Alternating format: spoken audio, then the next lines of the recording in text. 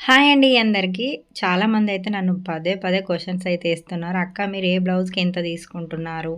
అదే విధంగా మనం స్టిచ్చింగ్ చేసిన తర్వాత మనీ వచ్చే మనీని ఎలా సేవ్ చేసుకోవాలి? ఏదన్నా చిన్న టిప్‌లు ఉంటే కూడా చెప్పండక్క అనేసి అయితే అడుగుతున్నారు.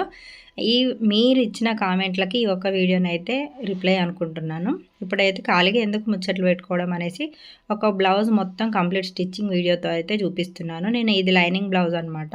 మొత్తానికి లైనింగ్ క్లాత్‌లని అన్నీ జెయింట్ చేసుకున్నా. ఓన్లీ స్టిచ్చింగ్ అనేది చూపిస్తున్నాను. ఓకేనా మరి? అయితే ఏంటంటే నేను తీసుకునే బ్లౌజ్ రేట్ వచ్చేసి సాదా బ్లౌజు 180 తీసుకుంటున్నాను. ప్లెయిన్ బ్లౌజ్ వచ్చేసి 180 రూపీస్. అంటే కొంతమంది బాగా ఇగ రిక్వెస్ట్‌గా అడిగితే 150 వరకైతే తీసుకుంటాను. కానీ మినిమమ్ రేట్ అయితే 180. ఎందుకు అంటే 180 ఎందుకంటే నేను హెమ్మింగ్ చేసే వారికి 15 రూపీస్ అయితే ఇస్తున్నాననమాట. అందుకనేసి వాళ్ళకొక రూ. 15 అయితే పోతాయి గదా! దాని ప్రకారంగా నేనైతే 180 అయితే సాదా జాకెట్‌కి తీసుకుంటున్నాను. అదేవిధంగా లైనింగ్ బ్లౌజ్‌కొచ్చేసి 300. అంటే ఓన్లీ పైపింగ్ అలాంటివి ఏం లేకపోతే 300. ఒకవేళ థ్రెడ్ పైపింగ్ గనుక వేయమన్నట్టయితే 350. లైనింగ్ అయితే నాది కాదండి, వాళ్ళదే. వాళ్ళు తెచ్చిన వాళ్ళకే డబ్బులు. నన్ను తెమ్మంటే రూ. 50 ఎక్కువ తీసుకుంటా అనమాట. నన్నే తీసుకొచ్చేయమంటే. లైనింగ్ వచ్చేసి. అయితే లైనింగ్ బ్లౌజ్‌కొచ్చేసి 300. పైపింగ్ థ్రెడ్ పైపింగ్ గనుక వేసుకున్నట్టయితే 350. ఒకవేళ మాకు థ్రెడ్ పైపింగ్ వద్దు, నార్మల్‌గా వెయ్యిర్రి అంటే దానికి మాత్రం మనీ అయితే ఎక్కువ తీసుకోను. ఇంకా ఒకటి బుట్ట చేతులకొచ్చేసి, బుట్ట చేతులైతే ఒక 50 రూపీస్ అయితే ఎక్స్‌ట్రానైతే తీసుకుంటాననమాట. ఒక సపోజ్ 300 బ్లౌజ్ ఉంది. 350 అయితే బుట్ట చేతులకు తీసుకుంటా. అదేవిధంగా బ్యాక్ హుక్స్‌లు అనేది పెట్టించుకుంటారు గదా చాలామంది. అంటే కొంతమందైతే పెట్టించుకుంటా ఉంటారు గదా! వాటికి గూడా అంతేనండి. ఒక 50 రూపీస్ అయితే అడుగుతాను. కొంతమందికి ఇచ్చేటప్పుడు ఒక 20 రూపీస్ అలా తక్కువ ఇయ్యడం అలా గూడా చేస్తారు. ఒక 20, 30 రూపాయలన్నా ఎక్స్‌ట్రా అనేది అంటే వాళ్ళు ఇచ్చేదాన్ని బట్టి. మళ్ళా ఇంకొకటి పాట్ నెక్. పాట్ నెక్ అంటే ఇప్పుడు కామన్‌గా నేను మన వీడియోలలోనైతే చాలా చూపిస్తున్నాను గదా! పాట్ నెక్ వచ్చేసి, ఆ పాట్ నెక్‌లో ఓన్లీ పాట్ నెక్ వచ్చేసి అంటే ప్రిన్స్ కట్టు సింపుల్‌గా రౌండ్ నెక్ పెట్టి, బోట్ నెక్ పెట్టి ప్రిన్స్ కట్టు ముందు ప్రిన్స్ కట్ తెలుసు కదా!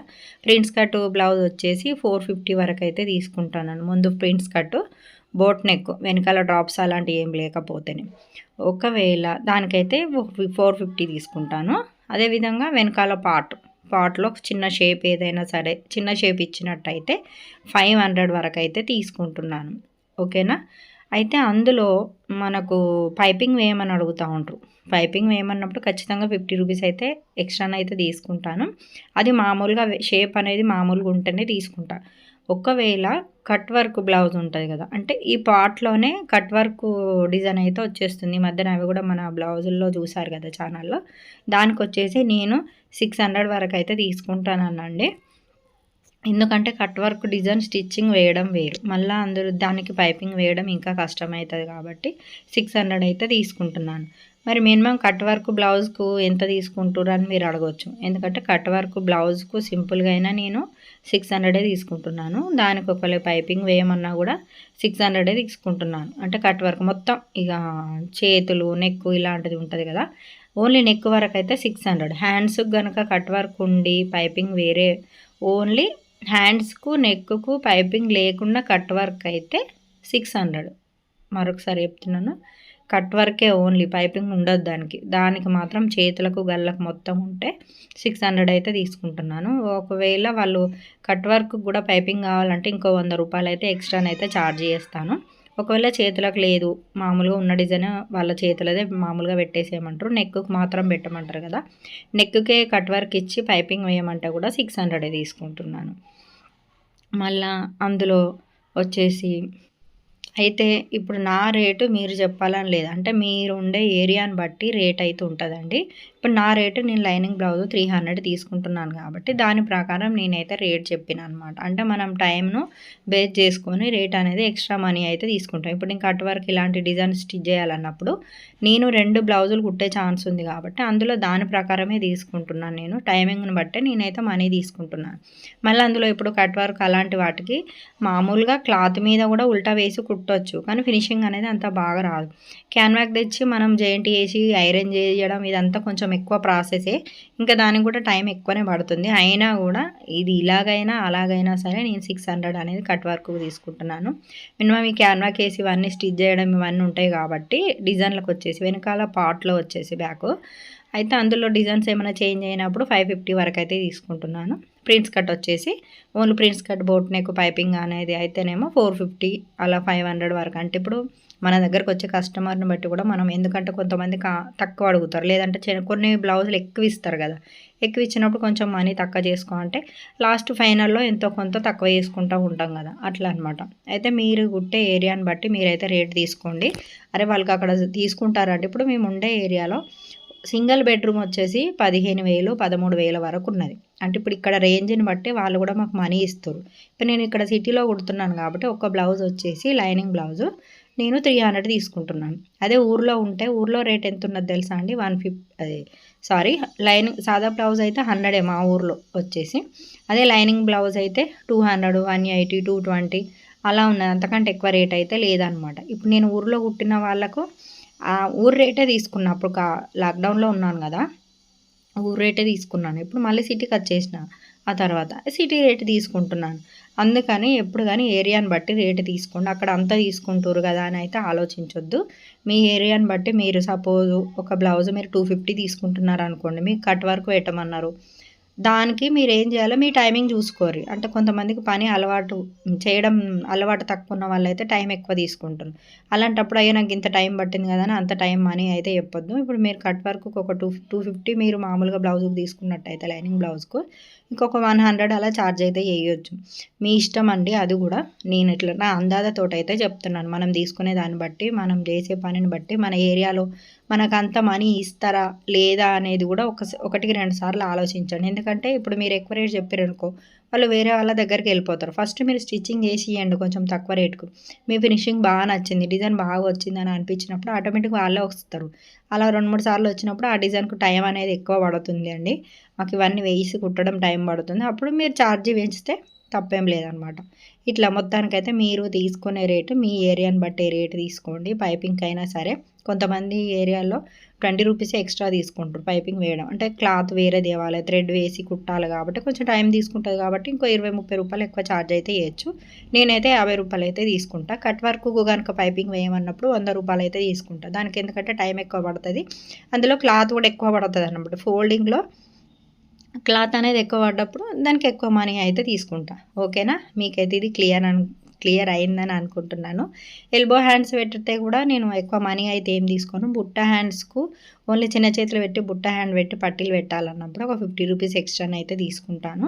ఒక్కొక్కసారి అది కూడా తీసుకోను. అంటే ఇచ్చే వాళ్ళని బట్టి నేను కూడా మనీ అడుగుతాను అన్నమాట.